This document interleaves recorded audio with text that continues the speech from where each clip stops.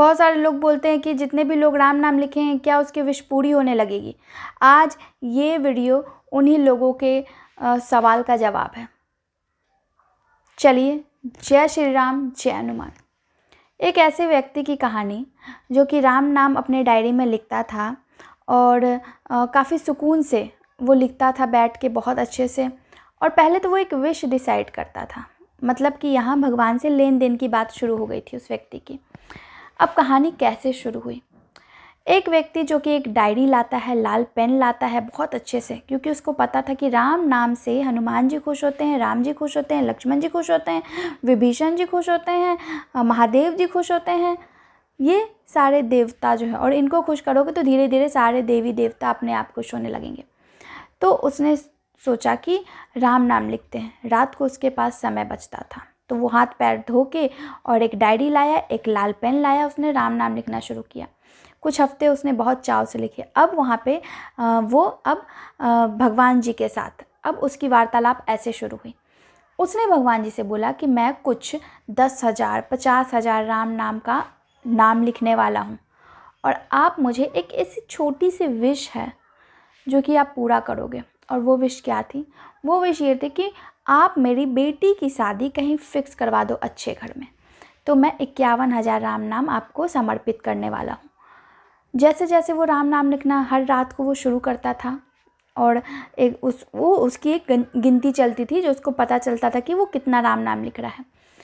जैसे ही 50,000 राम नाम शुरू हुए, 51,000 राम नाम लिखना ही ख़त्म होने वाला था, कि तभी कुछ दिन बाद ही उसके जो घर में कुछ अतिथि आते हैं उसकी बेटी के शादी के वार्तालाप के लिए। और वही होता है, घर अच्छा था, सब कुछ अच्छा था, बातें आगे बढ़ती हैं। अब लड़का बहुत अच्छा था, नौकरी बहुत अच्छी थी, घर परिवार बहुत अच्छा था। तो थोड़ी सी उस घर से कुछ डिमांड आई, ये कि आप जो है कुछ दो या ना दो, लेकिन घर जो आप शादी करोगे वो थोड़ा अच्छे तरीके से करना। कुछ अतिथियों जो बारात में आने वाले हैं उनका स्वागत अच्छे से करना, मतलब वो जगह अच्छी होनी चाहिए, उनकी ये डिमांड थी। अब इन्होंने तो उतनी जमा पूंजी रखी नहीं थी। फिर क्या होता है कि फिर से इनकी एक डिमांड होती है भगवान जी के साथ, और वो ये होती है कि अब मैं जो है कुछ इतने लाख, 5 लाख जो है राम नाम लिखने जा रहा हूँ। अब आपको मेरी बेटी की जो शादी है वो करवानी है, जैसे ऐसी करवानी है कि जो बाराती हैं वो नाखुश ना हो। और मैंने डेट फिक्स कर दी है। डेट के 1 हफ्ते पहले मैं ये राम नाम अपना संकल्प ख़त्म कर दूंगा। कुछ ऐसी वार्तालाप उसने भगवान जी के साथ रखी। राम नाम लिखना शुरू हुआ। 6 महीने का टाइम था शादी में। उसने राम नाम जब भी वक्त मिलता वो राम राम राम राम कह के राम नाम लिखना डायरी में शुरू कर देता। अब ऐसी परिस्थितियां बनती गई कि अपने आप उसके पास, क्योंकि अब उसने भगवान पे छोड़ दिया सब कुछ, उन पे ही विश्वास करके, तो अब परिस्थितियां ऐसी बनी कि अगर कुछ टेंट का काम होता तो उसके पास अचानक पैसे आ जाते, वो टेंट वाले को दे देता। हलवाई का काम होता, उसके पास अचानक पैसे आ जाते, वो हलवाई वालों को दे देता। मतलब जैसे जैसे काम आता उसके पास पैसे आते जाते, वो देते रहता। 1 हफ्ते पहले शादी का सारा इंतज़ाम उसका हो चुका था। कुछ जो भी काम बचे हुए थे वो अपने आप आते गए और अरेंज होते गए।